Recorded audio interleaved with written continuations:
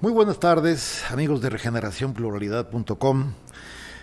Otra vez con ustedes, como todos los jueves, en su programa Creciendo en Familia, su servidor, doctor Jorge Reyes Barrera, psicoterapeuta,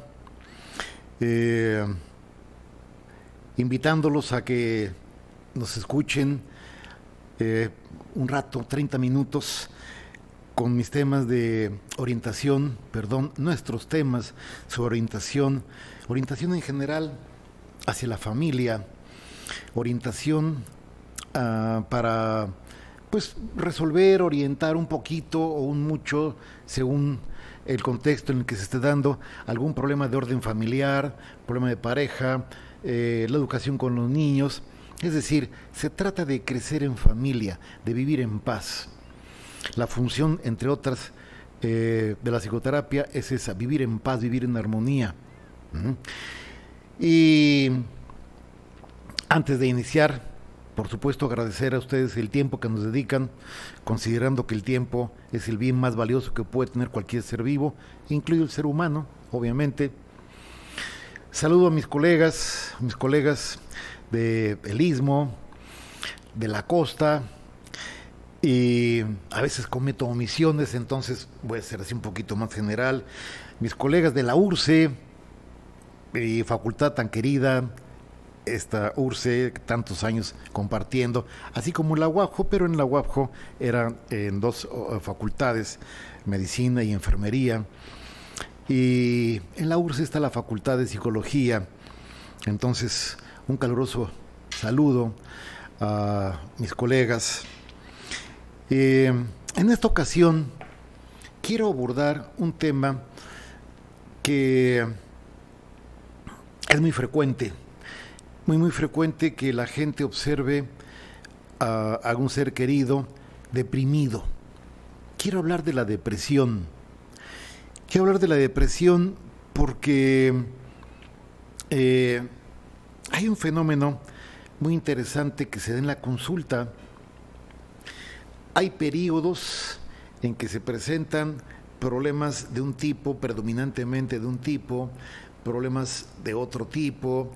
Hay periodos de depresión y en estas fechas que estamos terminando el invierno, por darle un nombre a la estación, porque el invierno aquí en Oaxaca, nuestra hermosa tierra, pues la verdad, el único frío que recuerdo fue el que hubo en los días de Muertos y se acabó, ¿verdad? No ha habido tal frío, pero sabemos que la época navideña es una época de depresión por las características culturales. No quiero hablar ahorita de esa depresión, no voy a tocar el punto de esa depresión que eventualmente se hizo un abordaje de una manera ligera en su momento. No, quiero hablar de la depresión más común, la que se presenta en cualquier periodo del año, y particularmente del origen de la depresión. Primero habría que definir qué es depresión, porque hay gente que cuando está cursando por alguna pena, algún ser querido que se fue, o alguna situación dolorosa, perdón, dicen, estoy deprimido o deprimida. La depresión y la tristeza se parecen mucho, pero no es lo mismo. No es lo mismo. Sin embargo, es muy fácil identificar qué es tristeza y qué es depresión. Ambas son respuestas emocionales normales. El común de la gente, bajo determinadas circunstancias, va a presentar tristeza o va a presentar depresión. Hay varios factores que pueden determinar que un individuo tenga un sentimiento o el otro. Fundamentalmente, la diferencia entre tristeza y depresión: en la tristeza vemos el dolor emocional, el decaimiento, esa pena que se sufre, que se vive, que se siente porque se perdió una pareja, un ser querido, por alguna separación, etcétera. La tristeza suele ser rápidamente pasajera, rápidamente pasajera. ¿Cuál es el criterio de rápido? Estamos hablando de unas cuantas semanas y va desapareciendo esa tristeza hasta que la persona llega a recuperarse, ¿no? Con el recuerdo, pero ya no está esta expresión un tanto melancólica. La depresión es otra situación. En la tristeza no hay un deterioro en la autoestima. No hay un deterioro en la autoestima. Entendiendo por deterioro en la autoestima, cuando una persona está deprimida, dice, es que, ¿para qué vivo? ¿Qué sentido tiene esto? ¿Para qué hago tal o cual cosa si todo me sale mal? Soy una cucaracha, nadie me quiere, nadie me valora, lo que hago es cuestionable, es criticable, siempre me equivoco. Este tipo de expresiones donde hay un deterioro en la autoestima se caracteriza precisamente por eso, porque la persona se siente devaluada, devaluada, con minusvalía, menos valor. ¿Cómo está este asunto de que una persona se sienta devaluada? La pregunta que podría surgir de una manera un tanto coloquial en términos de este tema es esta persona que se siente devaluada, ¿quién la devaluó? ¿Quién le enseñó? ¿Quién le dijo? No vales, eres un bueno para nada, eres un inútil, eres una tonta, jamás vas a hacer esto, no te mereces tal o cual cosa. Cuidado, cuidado con esa sensación de no merecer. Y la gente lo repite, es que no me merezco la felicidad, no me merezco tal o cual situación. Por supuesto que se merece todo, todos los seres humanos nos merecemos todo. ¿Sí? Si me voy al momento de la fecundación, para que tengan una idea, el número que yo tengo, hay gente que da otros números, pero aquí más o menos millones es lo de menos. Cuando un óvulo es fecundado por un espermatozoide, ese espermatozoide, ¿verdad?, es uno, el que el óvulo permite que entre, ¿sí?, porque es el óvulo el que permite, después de varios contactos de orden químico, el óvulo detecta que ese espermatozoide, ese, entre 60 millones, es el mejor. Ese espermatozoide es el mejor en 60 millones que trataron de fecundarlo. Uno en 60 millones. Esos somos cada uno de los seres humanos. Somos el mejor en 60 millones. Entonces nacemos ya con el éxito en las manos, con el merecimiento en las manos. Ahora, ¿qué es lo que sigue? A ver, ¿qué características tienen los padres y la familia que nos tocan? Y aún así, nos toca una familia de características proactivas, constructivos, etcétera. Qué bueno. No nos toca una familia con esas características y por el contrario, no malintencionados, pero puede ser que sean destructivos, reactivos, violentos, etcétera. Recuerden siempre que si una persona dice ¿por qué me tocó esta familia? ¿Por qué me tocó nacer en este lugar? Fíjense bien, nadie escogimos ni color de piel, ni lugar donde nacer, ni sexo, no familia menos, no escogimos nada absolutamente, nos tocó lo que nos tocó. Y en lugar de estarse lamentando qué fue lo que nos tocó, ¿ya los han visto? Esas personas que viven de la lástima, viven lamentándose de la suerte que no tuvieron, como la suerte de fulanito o menganito, ¿sí?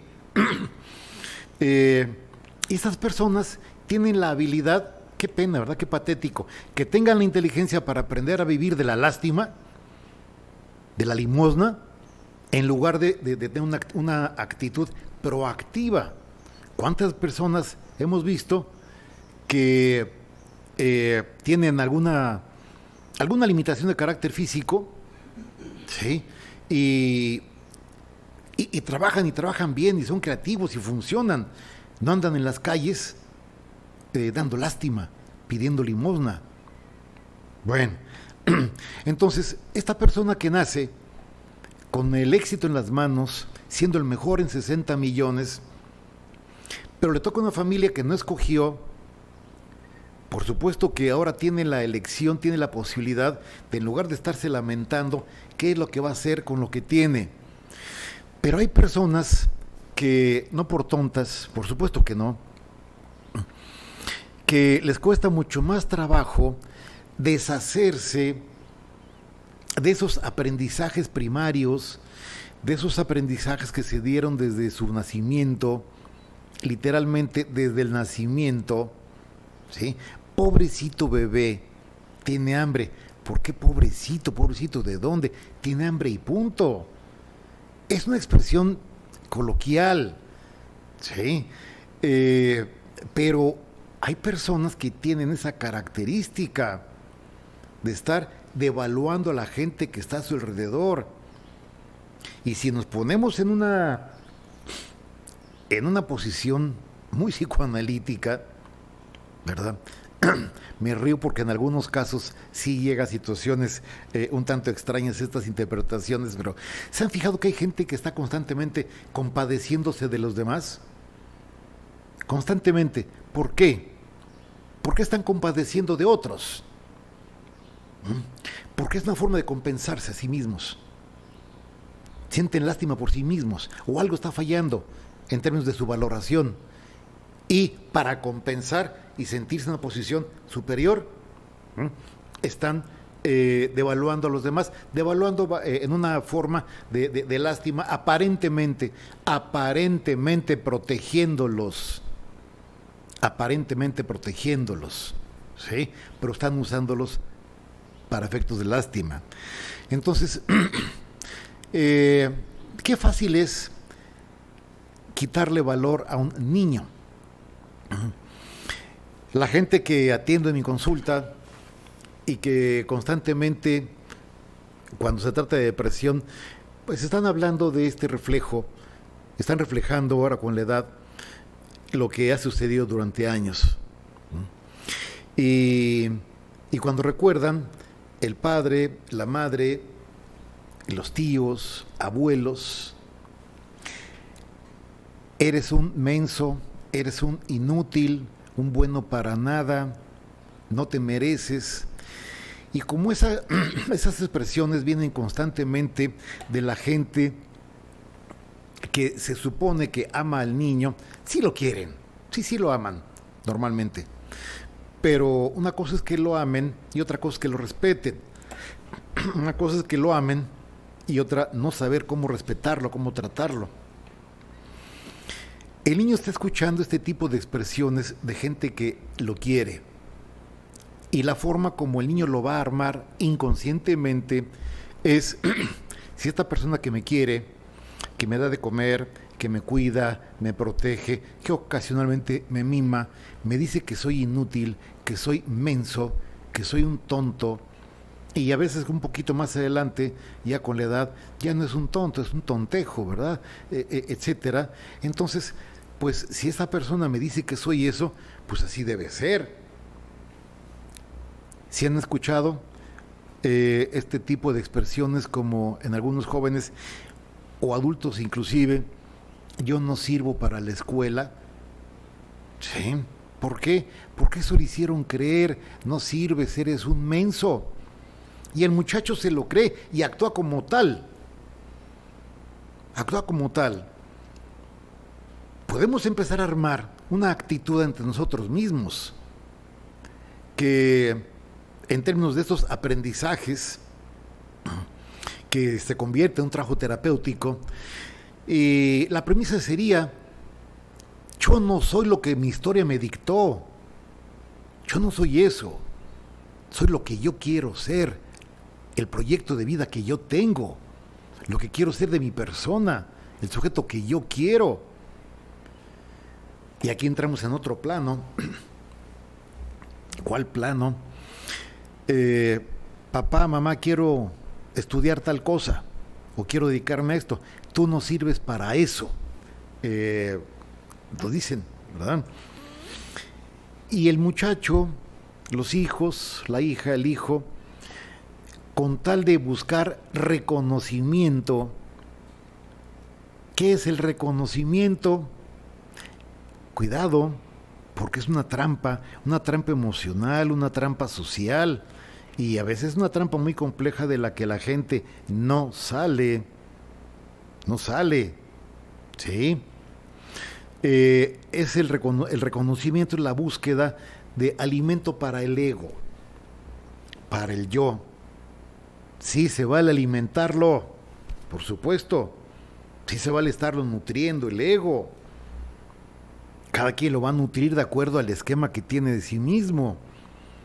Y vemos que algunas personas nutren su ego usando determinado tipo de arreglo personal, con un tipo de maquillaje, tatuándose algunas personas. Sí.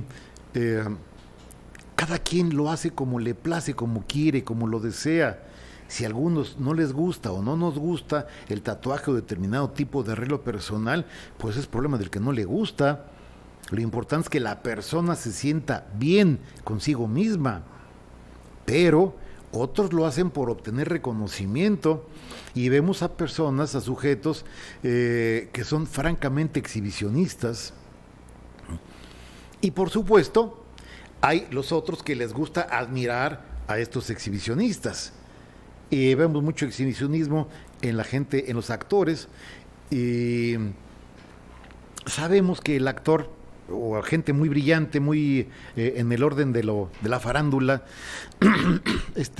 como un exhibicionismo, pues con frecuencia llevan a situaciones de excesos en su vida. Personas que están viviendo en función de los demás, lo que van a decir los demás. Y es aquí, repito, regresando al punto, que un niño, un joven, va a tener acciones para ser reconocido. Recuerdo hace muchos años, un amigo, sin entrar en mucho detalle, porque aunque ya no vive ni siquiera en el país, pero no tiene caso dar mayores datos que pudieran eventualmente identificarlo. Me lo encuentro en alguna ocasión, platicamos, cruzamos palabras, en la época que nos estábamos titulando, por ahí de los 60s, mediados de los 60s, finales de los 60s. Y me dijo, estaba recogiendo su título profesional para entregárselo a su padre. Me lo dijo con mucho dolor y con mucho enojo. Y le dije, ¿qué tienes?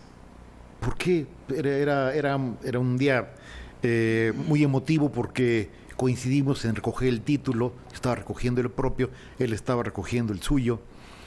Y me dijo, es que yo quería ser mecánico automotriz. Y mi padre me dijo, una familia de clase media alta, me dijo, tú no vas a ser ningún mugroso mecánico. Me entregas un título universitario, el que tú quieras, y luego te dedicas a tus cosas de coches. Así con el padre de una forma con desprecio. Cuando estábamos, me estaba comentando esto, ¿y qué vas a hacer con tu título? Porque se lo comenté, yo lo voy a mandar a enmarcar, y aquí tengo una carta dedicada a mi madre, que fue quien me dio la facilidad para este logro, etcétera, etcétera. Y me dijo, las palabras no las voy a expresar porque a mí me da pena hacerlo de una forma pública, aunque no los tengo ustedes de frente en forma real, pero sí en forma virtual, ¿verdad? Dijo, yo se lo voy a regalar a mi padre para que lo haga rollito. Y lo que sigue, ¿verdad? Y dijo, oye, espérate, ¿pero por qué? Dice, se lo voy a entregar y que se vaya a saludar a su abuelita, ¿verdad? A tiznar a su madre. Y sí lo hizo, le entregó el título, dijo: papá, aquí está, y ahí nos vemos. Por supuesto, el ahí nos vemos recibió un apoyo económico muy importante de su madre.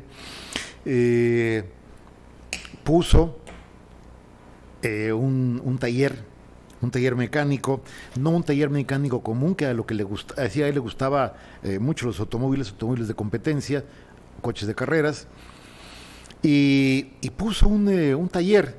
No estoy hablando de nuestra querida Oaxaca, otra ciudad, y le fue muy bien, extraordinariamente bien le fue a este hombre. Le fue tan bien que al curso de los años cerró su taller y se fue a otro país.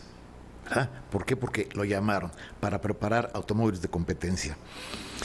Qué tristeza que una persona le esté dedicando cuántos años de su vida